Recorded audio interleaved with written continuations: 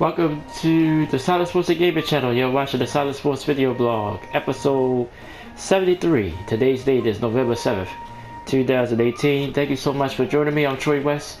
And once again, this is our Thursday night football edition of the Solid Sports video blog every Wednesday throughout the season. And this week's game, pretty decent matchup.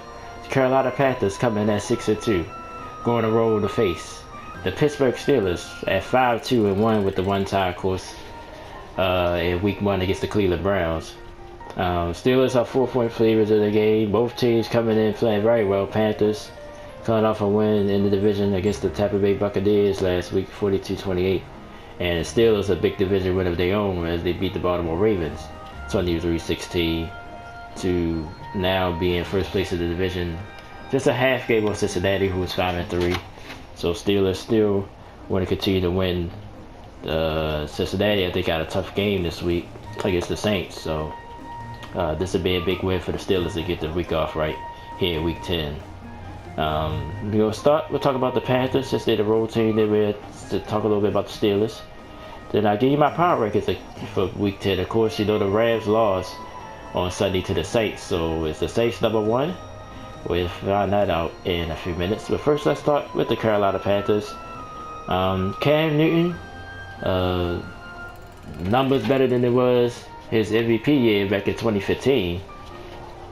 But you know he's without a needed candidate for MVP. But if the Panthers wind up and keep winning, he could emerge as a dark horse MVP candidate. Cam Newton played pretty well. I always liked the Cam Newton. Probably still need to be more polished as a pocket passer, a passer quarterback.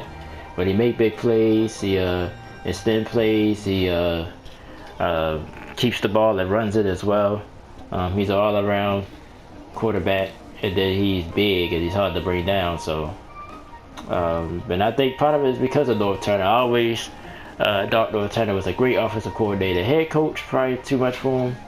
But when it comes to offenses, this guy is one of the geniuses in the NFL. So that merge has worked out well for the Panthers. With McCaffrey starting to come along, as you see, Funches.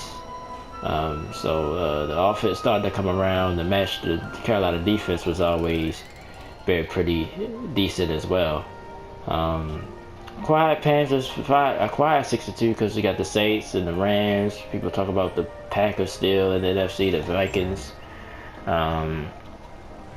So the Panthers don't get a lot of talk, but they right now in position to at least make the playoffs as a wild card, and still probably have an outside shot of catching the New Orleans Saints for the division.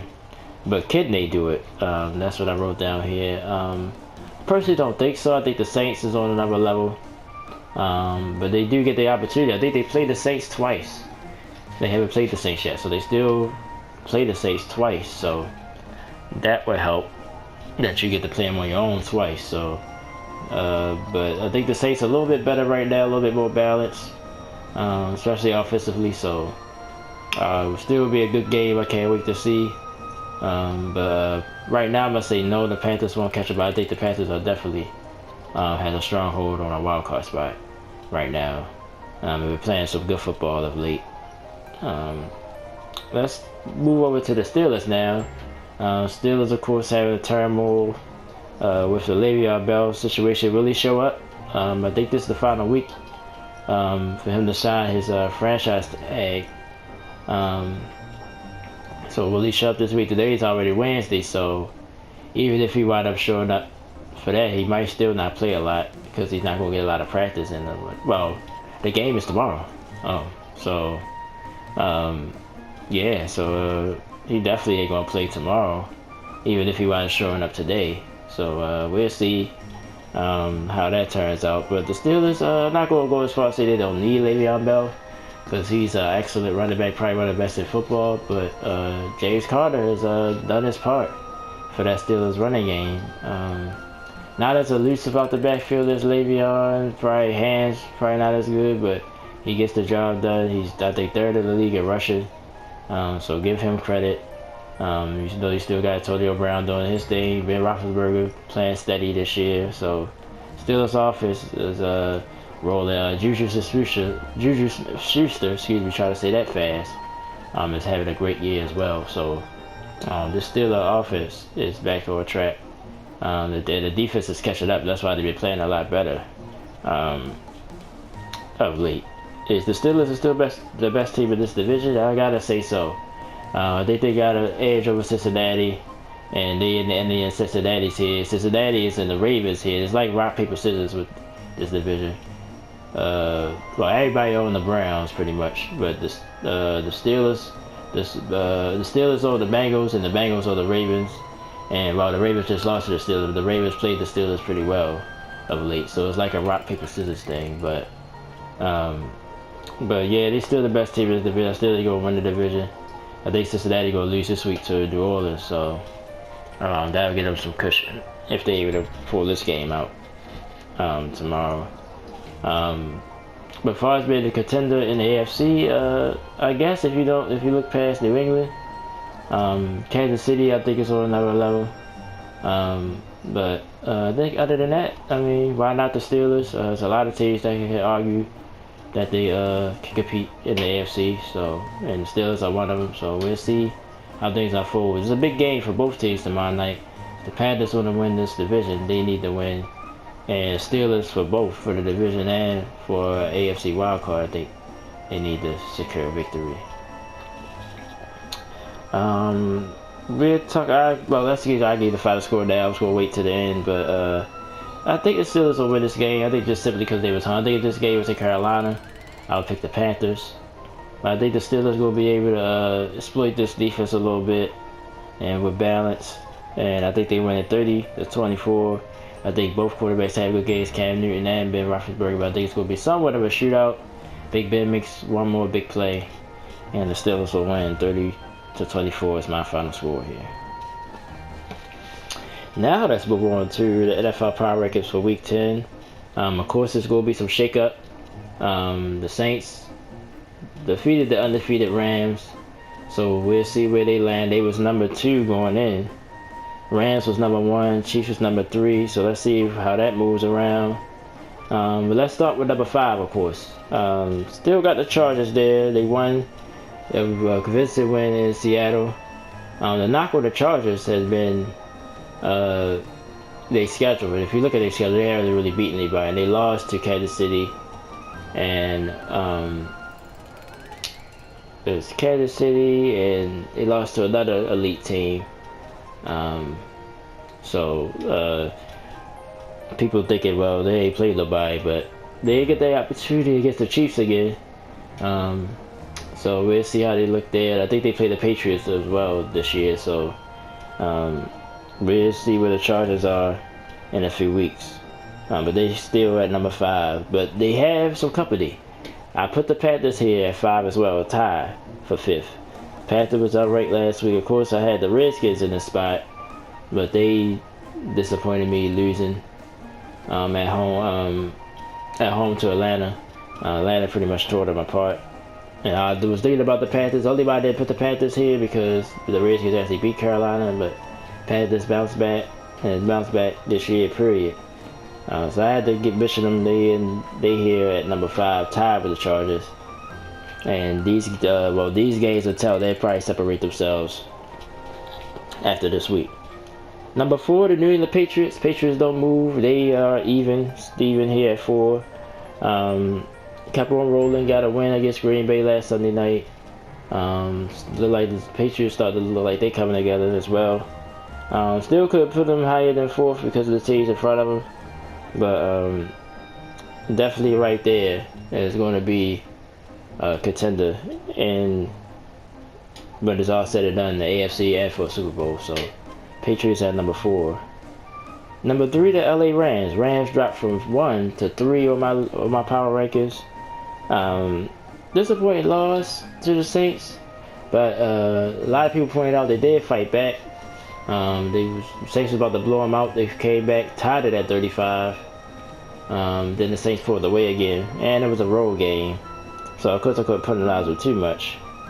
But I put them 3rd because the 2 teams in front of them, well, one of them flat out beat them, and then they played each other. The other team, they played the Rams in a couple of weeks. And that team is the Kansas City Chiefs. They're number 2 on my list. They moved from 3 to 2. Just think the Chiefs have looked a little bit better than the Rams. That was really my final decision on who to give the nod to. They did, like I said, they play each other, so that'll work itself out in 2 weeks. Chiefs defense again is starting to look better as well after struggling in the beginning of the year. So I put Kansas City ahead of the Rams, so they just look a little bit better. And they're number 2. And number 1, it should be no surprise now, the New Orleans Saints.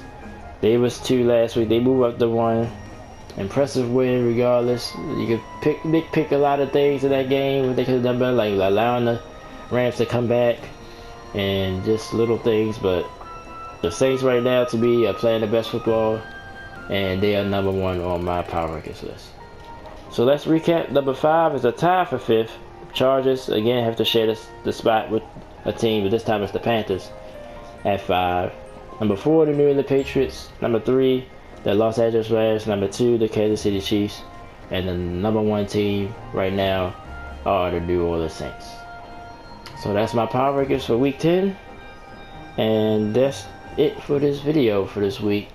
Of course, join me on Saturday for our normal Solid Sports video blog, episode 74.